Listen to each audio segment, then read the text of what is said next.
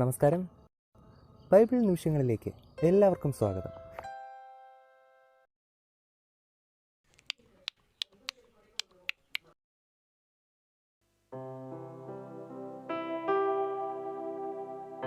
വ്യാജവർത്തമാനം പരത്തരുത്. കള്ളസാക്ഷിയായിരിക്കാൻ ദുഷ്ടനോടുകൂടെ ചേരരുത്. ബഹുജനത്തെ അനുസരിച്ച് ദോഷം ചെയ്യരുത്. ന്യായം മറച്ചുകളവാൻ ബഹുജനപക്ഷം ചേർന്ന് വ്യവഹാരത്തിൽ സാക്ഷ്യം പറയരുത്. ദരിദ്രന്റെ വ്യവഹാരത്തിൽ അവനോട് പക്ഷം കാണിക്കരുത്. നിന്റെ ശത്രുവിന്റെ കാളയോ കഴുതയോ വഴിതെറ്റിയതായി കണ്ടാൽ അതിനെ അവന്റെ അടുക്കൽ തിരികെ കൊണ്ടുപോകണം. നിന്നെ ദ്വേഷിക്കുന്നവന്റെ കഴുത ചുമടിൻ കീഴെ കിടക്കുന്നത് കണ്ടാൽ അവനെ വിചാരിച്ച് അതിനെ അഴിച്ചുവിടുവാൻ മടിച്ചാലും അഴിച്ചുവിടുവാൻ അവന് സഹായം ചെയ്യണം. നിങ്ങളുടെ ഇടയിലുള്ള ദരിദ്രന്റെ വ്യവഹാരത്തിൽ അവന്റെ ന്യായം മറിച്ചു കളയരുത്. കള്ളക്കാര്യം വിട്ട് അകന്നിരിക്കുക. കുറ്റമില്ലാത്തവനെയും നീതിമാനെയും കൊല്ലരുത്. ഞാൻ ദുഷ്ടനെ നീതീകരിക്കുകയില്ലല്ലോ. സമ്മാനം കാഴ്ചയുള്ളവരെ കുരുടാക്കുകയും നീതിമാന്മാരുടെ വാക്കുകളെ മറിച്ചു കളയുകയും ചെയ്യുന്നതുകൊണ്ട് നീ സമ്മാനം വാങ്ങരുത്. പരദേശിയെ ഉപദ്രവിക്കരുത്. നിങ്ങൾ മിസ്രയീം ദേശത്ത് പരദേശികളായിരുന്നതുകൊണ്ട് പരദേശിയുടെ അനുഭവം അറിയുന്നുവല്ലോ. 6 സംവത്സരം നിന്റെ നിലം വിതച്ച് വിളവ് എടുത്തുകൊള്ളുക. 7-ാം സംവത്സരത്തിലോ അത് ഉഴവു ചെയ്യാതെ വെറുതെ ഇട്ടേക്ക. നിന്റെ ജനത്തിലെ ദരിദ്രന്മാർ അഹോവൃത്തി കഴിക്കട്ടെ. അവർ ശേഷിപ്പിക്കുന്നത് കാട്ടുമൃഗങ്ങൾ തിന്നട്ടെ. നിന്റെ മുന്തിരിത്തോട്ടവും ഒലിവ് വൃക്ഷവും സംബന്ധിച്ചും അങ്ങനെ തന്നെ ചെയ്യുക. 6 ദിവസം വേല ചെയ്യുക. 7-ാം ദിവസം നിന്റെ കാളയും കഴുതയും വിശ്രമിപ്പാനും നിന്റെ ദാസിയുടെ പുത്രനും പരദേശിയും ആശ്വസിപ്പാനും വേണ്ടി നീ സ്വസ്ഥമായിരിക്കണം. ഞാൻ നിങ്ങളോട് കൽപ്പിച്ച എല്ലാറ്റിലും സൂക്ഷ്മതയോടിരിപ്പിൻ. അന്യദൈവങ്ങളുടെ നാമം കീർത്തിക്കരുത്. അത് നിന്റെ വായിൽ നിന്ന് കേൾക്കുകയും അരുത്. സംവത്സരത്തിൽ 3 പ്രാവശ്യം എനിക്ക് ഉത്സവം ആചരിക്കണം. പുളിപ്പില്ലാത്ത അപ്പത്തിൻ്റെ ഉത്സവം ആചരിക്കണം. ഞാൻ നിന്നോട് കൽപ്പിച്ചതുപോലെ ആബീബ് മാസത്തിൽ നിശ്ചയിച്ച സമയത്ത് 7 ദിവസം പുളിപ്പില്ലാത്ത അപ്പം തിന്നുക.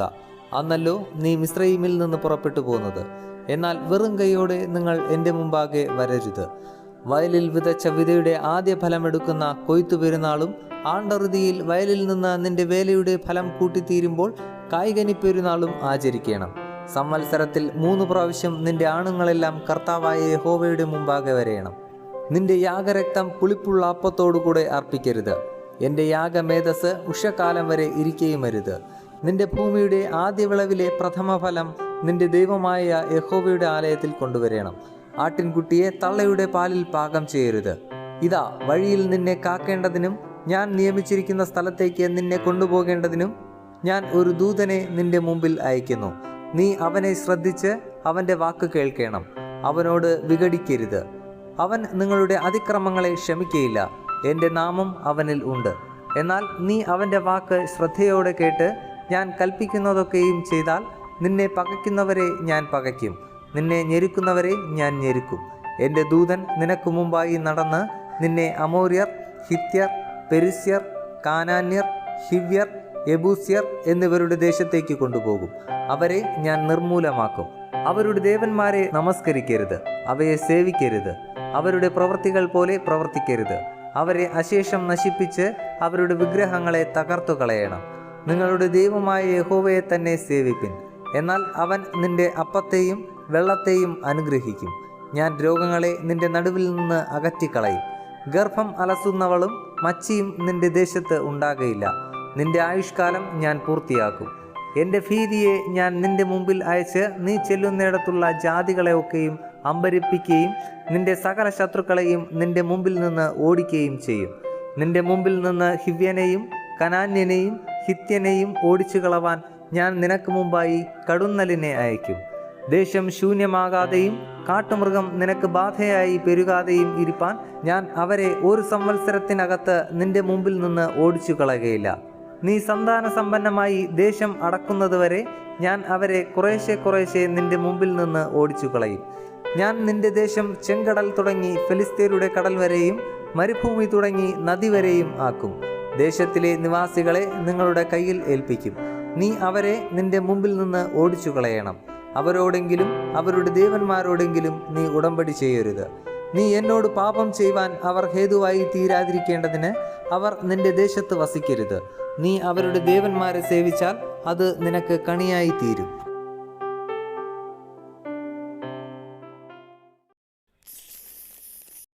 ഇത്രയുമാണ് നമ്മുടെ ഇന്നത്തെ അധ്യായം. ഇത് നിങ്ങളുടെ ജീവിതത്തിൽ വളരെയധികം പ്രവർത്തിക്കട്ടെ, അനുഗ്രഹമാകട്ടെ എന്ന പ്രാർത്ഥനയോടെ ആശംസിക്കുന്നു. ദൈവം ഒരു ദിവസം കൂടി നമ്മുടെ ജീവിതത്തിൽ അനുവദിച്ചു തരികയാണെങ്കിൽ അടുത്ത അധ്യായത്തിൽ നമുക്ക് വീണ്ടും കണ്ടുമുട്ടാം. അതുവരെ ദൈവകൃപ നമ്മോടൊപ്പം ഉണ്ടായിരിക്കട്ടെ. ആമേൻ. നിങ്ങൾ ആദ്യമായാണ് ഈ ചാനൽ കാണുന്നതെങ്കിൽ ദയവായി ശ്രദ്ധിക്കുക. ബൈബിൾ ആദ്യം മുതൽ അവസാനം വരെ വായിക്കുന്ന ഒരു പ്രോഗ്രാമാണിത്. താല്പര്യമുണ്ടെങ്കിൽ നിങ്ങൾക്കും ദിവസത്തിൽ ആകെ 5 മിനിറ്റ് മാത്രം ചിലവാക്കിക്കൊണ്ട് ഇതിൽ പങ്കാളികളാകാം. ഒരുപക്ഷെ ഇത് നിങ്ങൾക്ക് വേണ്ടി കൂടിയുള്ള ഒരു പ്രോഗ്രാം ആയിരിക്കാം. ഇതിൽ പങ്കെടുക്കുവാൻ ആഗ്രഹമുണ്ടെങ്കിൽ ഈ ചാനൽ സബ്സ്ക്രൈബ് ചെയ്യുക. പ്രത്യേകിച്ച് നിങ്ങളുടെ സുഹൃത്തുക്കൾക്കാർക്കെങ്കിലും ഇത് ഉപകാരപ്പെടും എന്ന് നിങ്ങൾ കരുതുന്നുണ്ടെങ്കിൽ അവർക്കും ഇത് ഷെയർ ചെയ്യുക. ഒരുപക്ഷെ അതുവഴി നിങ്ങൾ അവരുടെ ജീവിതത്തിൽ ഒരു അനുഗ്രഹത്തിന് കാരണമാകാം. ആദ്യം മുതൽ തന്നെ ബൈബിൾ വായിച്ചു തുടങ്ങുന്നതിനായി ഒരു ലിങ്ക് ഞങ്ങൾ ഡിസ്ക്രിപ്ഷനിൽ കൊടുക്കുകയാണ്. അതുവഴി നിങ്ങൾക്ക് ബൈബിൾ ആദ്യം മുതൽക്കേ വായിക്കുവാൻ സാധിക്കും. ഇനിയുള്ള വചനങ്ങൾ അപ്ലോഡ് ചെയ്ത ഉടനെ തന്നെ അറിയുവാനായി ബെൽ ഐക്കൺ പ്രസ് ചെയ്യുക. ഇതിലൂടെ ദൈവത്തെക്കുറിച്ച് കൂടുതൽ അറിയുവാൻ, ദൈവത്തിൻ്റെ അനുഗ്രഹം കൂടുതലായി അനുഭവിക്കുവാൻ നമുക്ക് കഴിയട്ടെ എന്ന പ്രാർത്ഥനയോടെ നന്ദി, നമസ്കാരം.